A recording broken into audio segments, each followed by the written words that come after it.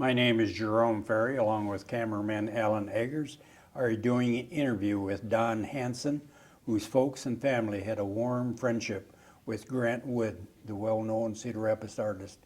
Don, when and where were you born? I was born here in Cedar Rapids on November the 13th, 1917. What was your folks' name? My dad's name was Paul Craver Hansen, and my mother's name was Vida Hansen. And where did they live? They lived at originally someplace around 6th Street and about B Avenue. I believe at that time they were acquainted with Grant Wood and his mother, who lived in that same area. And then later they both bought land on Grove Court, and we lived next door, and Dad and Mother assisted Grant and his mother in building their house, as well as him helping my folks build theirs. How would Grant have been about the same age as your dad? I believe so, yes. Would they have gone to school together? I don't think so. I'm not sure about that, because I'd never have heard, but later on in life I found out that where they had lived and gone to this church and Central Park Presbyterian Church and so on. Born in 1891, so he would have had about 25 years on you. Yes, yeah, my dad was born about the same time. You remember this painting, Don? No, I was 4 years old, I believe, at the time, but I remember the painting well. What was the title of it? I often saw it on the corner of 3rd Avenue and 3rd Street in downtown Cedar Rapids. To appear naked on the corner like that was something for a young kid to remember. I remember the painting well. In other words, the naked little boy scares you. That's right, that's me. Do you have any idea who these people are? Yes. Don? My this folks, gentleman. That's Mr. C.W. Novell, a neighbor, and he was took the part of a farmer. And this lady here? That redhead lady is Nan Wood Graham, who is Grant's sister. Okay. And the lady here? The lady is standing in back of the throne is my mother, Mrs. Paul Hansen, and she represents religion. And the lady holding the home in the air is Mrs. Ralph Conybeare, and she was Grant Wood's cousin. And is this her with your bare butt sticking out? That's me without any clothes on, Donald G. Hansen. Yeah, I represent education. Is this gentleman? And the next one is George Holmes. He represents a miller. In those days, that's where a bag of feed or something, so on. In the gentleman back here with the engineering? Yeah, that's my dad, Paul C. Hansen. He represents a civil engineer. Mm-hmm. The next man is C.L. Holmes. Oh, excuse me, C.L. Charles. He's the foundry man. And next is C.W. Novell, a carpenter. And Mr. Novell appears also the second time in the painting. Mm-hmm. He represented the farmer clear to the left and the carpenter off to the right. Who's the gentleman sitting in the wheelbarrow? That is Mr. William Funke, F-U-N-K-E. He represents labor. And then the last one clear to the right is Francis Novell, Winged Spirit of Commerce. Yes. Do you remember what he titled this particular painting? I think of the adoration, two titles that I remember, Adoration of the Home, and other people called it The Founding of the City. Now, all of these people in this painting, these are people acquainted to Grant Wood in the neighborhood? And I remember most of them as I grew up because they remained in that neighborhood, yes. You were telling me when he painted this, it was a long mural. Yes. And they had kind of a celebration. They in the had a neighborhood? celebration afterwards, and they had Japanese lanterns hanging from the big oak tree, and someone played the violin for entertainment. Really a, a swinging operation. How large was this painting? I think it was probably about 20 inches long by about 12 inches high. Its original state, it was much longer, and that's where there was some of it missing.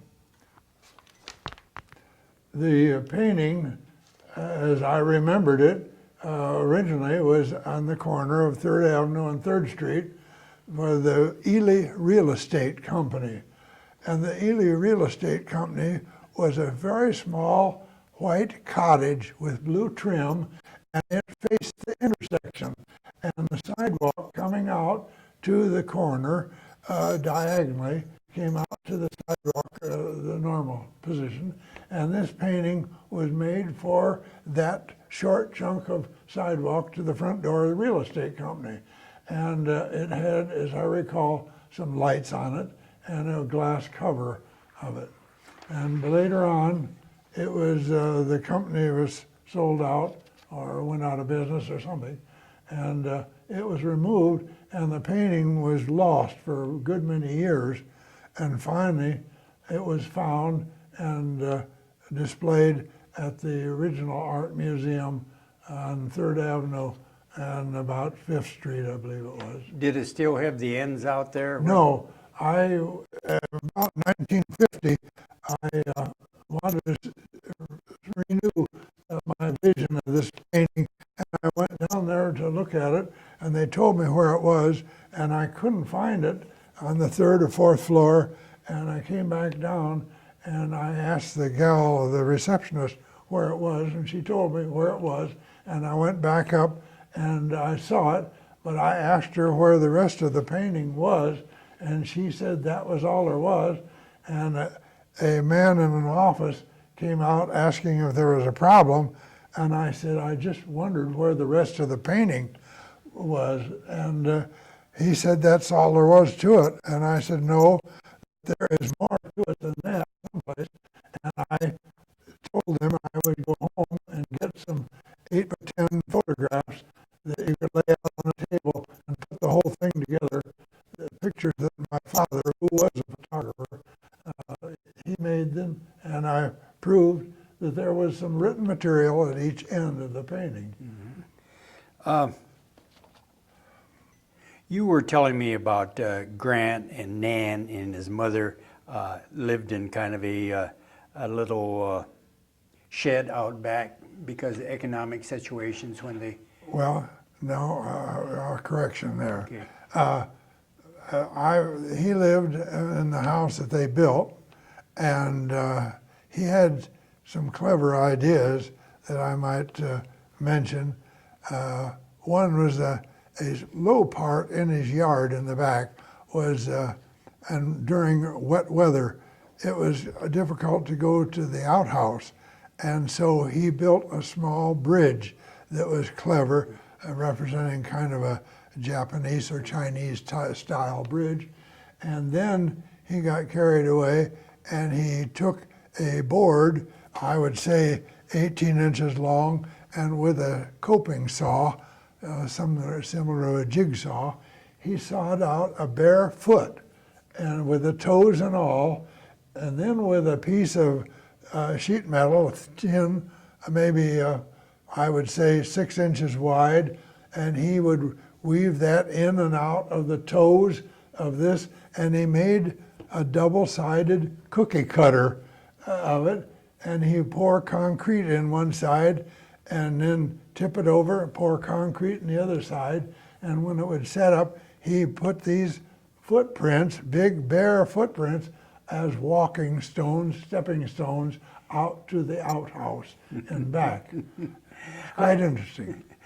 Maybe I misunderstood you, but I thought there was a tool shed or something. That was up property. across Indian Creek. Okay. No, when my folks lived there for quite a while, they always felt as though they wanted a bigger chunk of ground and something with trees, and they liked the idea of water, and they found a chunk of ground that was 200 feet wide by 500 and some odd feet in depth, and it ended up in Indian Creek off of Carroll Drive.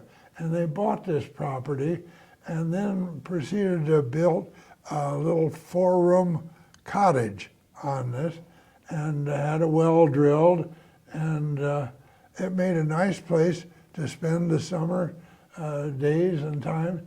And Grant Wood and his mother loved to come up there and spend time.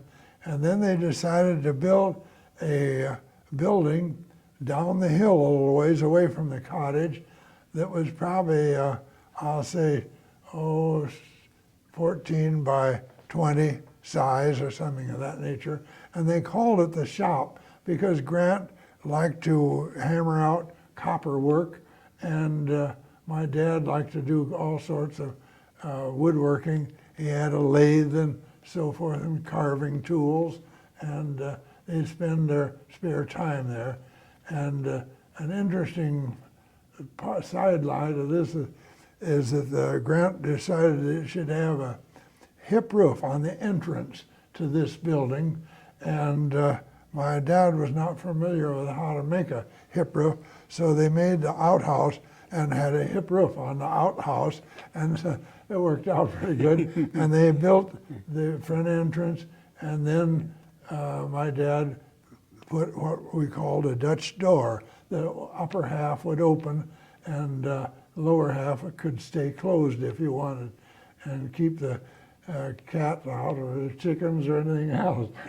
But they spent a great deal of time between the little summer cottage and the shop, and it stayed in place long after we built a permanent home up there. And young Don got to use it as a Then later clubhouse. Later in life, my mother complained about the fact that I could, with my circular saw and my jigsaw and a few other tools, I could make a mess. So she suggested I take all my tools and put them in the summer cottage, and that gathered more friends than you can imagine, because in the evenings there'd be somebody making fudge in the kitchen and someone else carving a propeller to fit on a motorcycle engine in the living room, and what a bunch of fun we had. Yeah. Where was the favorite swimming hole back in that period? We would go in Indian Creek, of course, and I knew Indian Creek from one end to the other. And but a favorite swimming place was at the far south end of the Cedar Rapids Country Club, and we called it Yellow Banks because of the yellow sand on this great big cliff. But it made a sharp turn there, and it was rather deep, and we didn't have to bother about swimming trunks. In those days, we could just swim there whenever we wanted to. There's always a lot of stories, old stories about Cook's Pond that Yes. a lot of people used to go out there. Oh yes, yeah. The family at one time, we had a horse and buggy, and we would go out there quite often. And on the way, we would pass different people that had vegetables and watermelons and so forth for sale. And so we did a lot of things. But it was an ideal spot, and it's now the lake belonging to Tom Riley. Tom and Nancy Riley. Yes.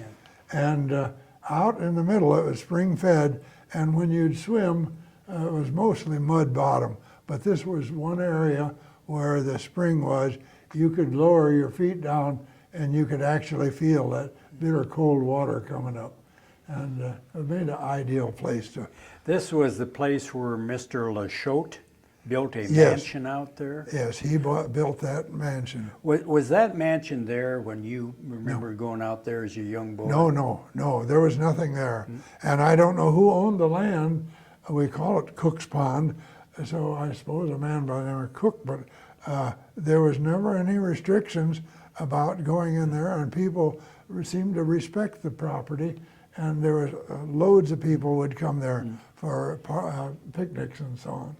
And you were telling me a story about Grant Wood. Oh, yes. A kettle on his head and full of Well, mud. And one of the stories that my father related to me was that when they would go out there, there was about 4 or 5 fellows in my dad's group, and among them was one fellow by the name of Leonidas Dennis, and he ended up, was a close friend in Cedar Rapids of my folks and Grant, and he ended up city engineer in Marshalltown. I don't recall some of the other friends that they had, but they palled around like young people do, and they went out there swimming, and one of them found an iron pot or kettle, and it was in the water. Someone had thrown it in there, and he just for the fun of it put it on his head. I don't remember which one did this, but they got to laughing about it, and then they found some seaweed to put over his head, and then put the pot on, then smeared himself with all this shoreline black mud, and they got to laughing about it. So then they thought they would carry this joke a little farther, and they made one of these foot deals like Grant Wood made for his own home, and they made a couple of these with leather straps, put them on the foot, and then with the other guys hanging onto the fellow, he could take 8-foot steps out there in the mud around the shore of Cook's Pond. And then my dad, being the photographer, took pictures of it. And I don't know the story, but I remember when going out there later, and they were all listening to the people that were looking at these footprints in the mud around the shore, and all the comments that were said when I was pretty young at the time. There was a Bigfoot way back then. Oh, yes. Yeah.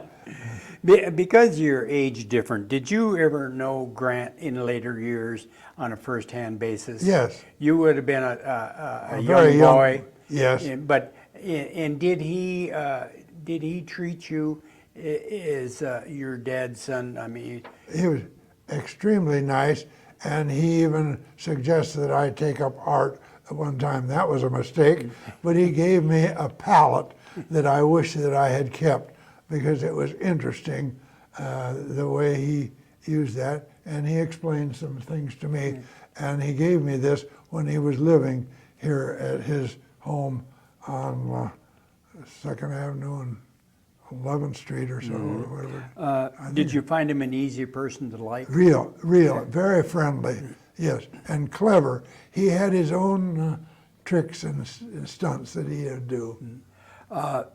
And Grant and your dad had been close friends throughout Yes. this, kind of like buddies, good Yes, buddies. yeah. And I had read someplace that your dad even helped him when he was having economic problems. Your Yes. dad used to help him out by That's right. giving a little something, carry him Yes, over. because he had a mother to support, and she was a nice lady. Mm-hmm. Yeah.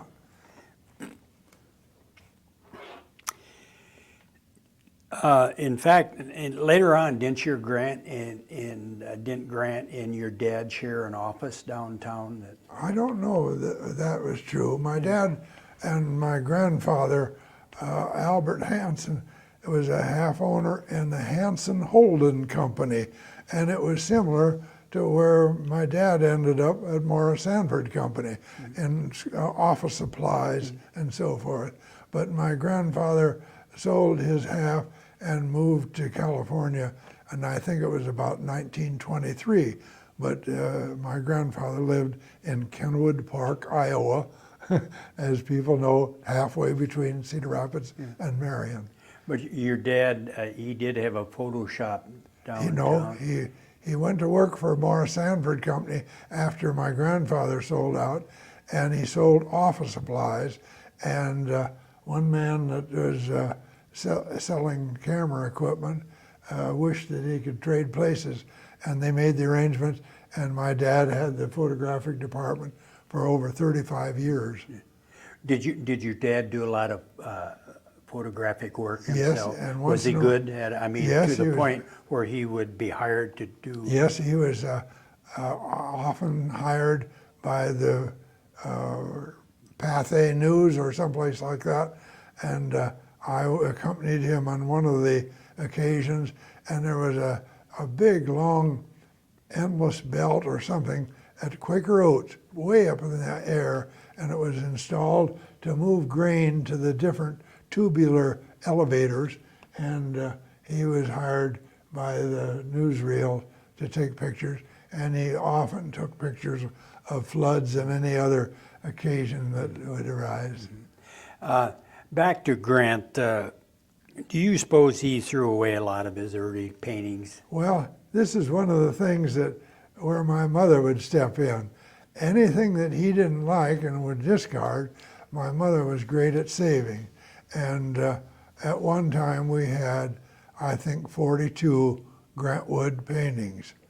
And they weren't signed, or many of them were not signed, but it was interesting how they were the old style. And I guess it's a known fact that when he went to Europe and studied in France, he was told or by someone that he would have to develop his own style, and he certainly did. He decided to make a tree instead of the leaves on it, to make it like a ball, and it paid off, though. Who is this, Don? That is my mother, Vida, pronounced, spelled Vida. She was always referred to as Vida Hansen, and that was a picture that my father took of her, and later Grant Wood made a painting of that, and she was not too happy with it because she wore glasses from the time she was about 15 years old, and then later in life, some lady asked if she would sell a Grant Wood painting to her, and she came out to the house, and she had a liking for this painting of my mother, a side view, just head and shoulders, and they came to an agreeable price, and when she was paying my mother by check, she said, "I suppose you're wondering who's buying this painting?" And she said, "I assumed that you were." And she said, "No, I'm buying it for Wayne King, the orchestra leader, lived at that time in, I believe, Kenosha, Wisconsin. Later on, it was sold to some banker in Phoenix, Arizona, and that's where it's now in the museum, art museum in Phoenix. And my sister stopped by to see it many years ago, but I haven't seen it for years. In this This was a painting that I ended up donating to the Cedar Rapids Art Museum about 3 or 4 years ago, and it was about, I guess, 11 or 14, and it was considered quite valuable. And had I known it was as valuable as that, I might have thought differently about it. But I'm glad that the art museum got it. Yes. and I imagine that is a painting that where you got the idea from you boys skinny dipping down in Might be, it might be. I have no idea who the subject is, but I assume it's Indian Creek because Grant Wood and my dad and the whole bunch, there was, back years ago, a path along each side of Indian Creek, and those, I'm sure, have disappeared. Yeah. And what are we looking That's- at here? When my brother was born,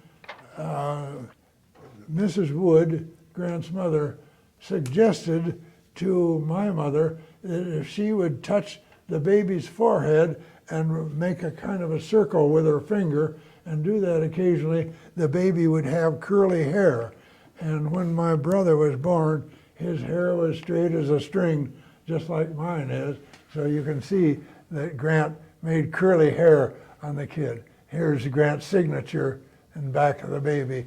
But my mother and dad were great at reading a lot, and so we use those for other book identification.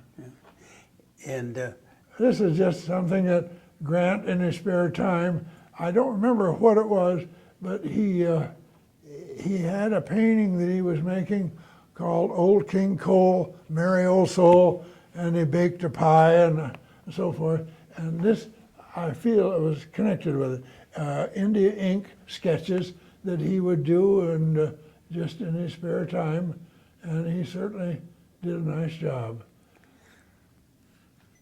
did Grant take a job as an art instructor at Jackson School? I don't know. You don't? I'm not familiar with that, but he spent quite a bit of time of course, at McKinley School, and they still have, I believe, some material there that he'd done. In the taught at the UNI for. Yes, and I'm not familiar with that. The last time that I saw Grant alive was when my dad and mother and I were invited to go to Iowa City to meet Grant Wood's wife, and it wasn't long after that that he passed away. So when you were in, say 18, 19, Yeah. did you still have a relationship with Grant? Did he remember you? Oh yes, yes, but we weren't close. We went our separate ways, but yeah, we were the family and so on. Still stayed and had lots to talk over whenever we got together. What was his wife's name? You remember? No, I don't. Sarah, was it? I don't, right at the moment, I don't remember it.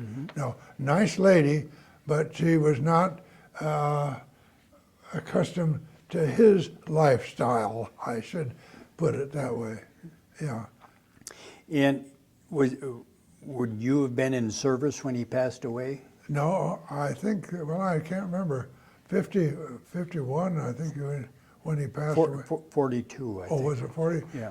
No, after that, I went to service because I attended his funeral in Anamosa. Yes. Did he remain close to your folks all through his lifetime, Yes. or did he kind of drift away? No, well, they were, whenever they would get a chance, certainly. So when he became famous, he didn't forget who his No, friends. not a friends bit. were. He was as common as an old shoe. Yeah, all the time. Yeah. This here was a book written by. Artist in Iowa by Mr. Garwood. Yes. Yeah, he came to my house and spent a great deal of time with my mother talking about the earlier days of Grant Wood and so on. And there was a slight error in everything. He promised to show her the manuscript before it was published. And there was a period of time when Nan Wood and my mother were rather on the outs, and it took a great deal of work by my mother to get back smooth to show, and Mr. Garwood ended up apologizing for not checking some of his notes that he made, because in the book, it's an interesting book, but he made some mistakes, and didn't set well with my mother. I read that book. You had loaned it to me. Yeah. It is a very, very interesting book. I checked at the Cedar Rapids Library, and they do not have it. So Is that right? I think it was written back in 1934. Yeah, and I found a lady that bought one, I believe, in Marion at the used bookstore. Yeah, she bought one. This here is is that a picture of The painting. Grant in his studio? Oh, yes, and that, the only time I ever saw him, he was wearing that type of an outfit. Bib overalls. He was comfortable from morning to night, yeah. Can you see the painting, Alan? I think it's Midnight Ride of Paul Revere is the name of the painting. He was. Don, you and your sister Dawn, Yes. was it? You ended up with a lot of Grant's work later Yes. in life, didn't you? It was still belonged to my mother, but unfortunately, my mother had to go into, after my father passed away, my mother had to go into a nursing home, and after a period of time, I had to dispose of a good many paintings, and Sotheby's in New York disposed of them and sold them for me, but it was horrible, the amount, the low amount, because they weren't signed. But she loved to collect his work, daily work that he would practice and so on, and he had some beautiful paintings, mostly the older style. And understand that you and your wife donated an awful lot of it to the Cedar Rapids Art Whatever we Museum. had, yeah. The two was the one here, the boy in the The boy is creek, swimming. and the other one was a farm scene that was mostly just trees and a red building in the distance. What do you suppose all of those photographs and paintings and artwork would be worth today in today's dollars? I can't imagine. No, it would be tremendous, yes, because this particular painting was valued at $25,000. This here. Your mother had great foresight. She wanted to save Oh, all of yes. his early work, and Yes, that's true.